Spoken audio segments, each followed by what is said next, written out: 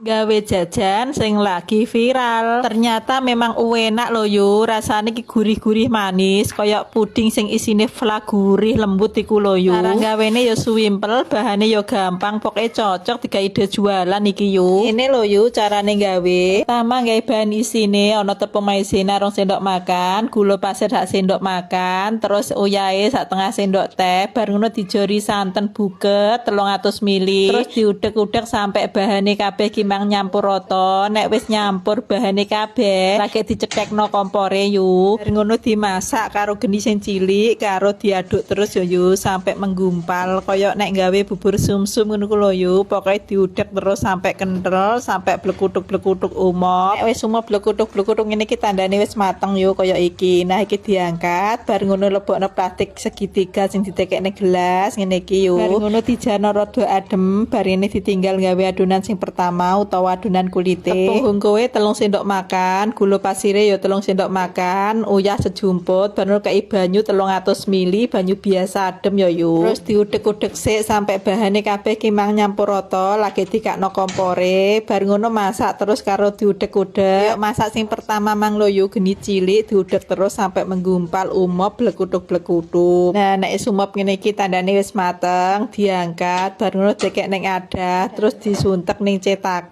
Isi cetakane 3/4 yo, rasah bek-bek soalnya iki kan diisi adonan sing putih mang lho yo dadine sampai bek. Lah nek wis nyetak wis bar kabeh ngene iki lagi diiseni adonan sing putih pla digawe pertama mang lho yo. Diisi sampai cetakane penuh. Nek nyetake wis bar didiamkan sampai bener-bener ngeset kayak nek gawe ager-ager yo. Lah nek wis ngeset lagi dikeluarno sangka cetakan. Ape didekek ning kulkas sik yo kenek yo. Dadi nggo tambah dingin tambah ngeset oleh ngetokno tambah gampang. Tapi nek aku seneng sing setengah ngeset dadi lumer ngono lho yo. Kayak sing tak sendok ki lho yo ki urung patek ngeset dadi jerone sik lumer banget iki gurih enak pokoknya cocok aku nek teksture kaya iki. Wis nanti jajal yo rasa kesuwen selak pengen.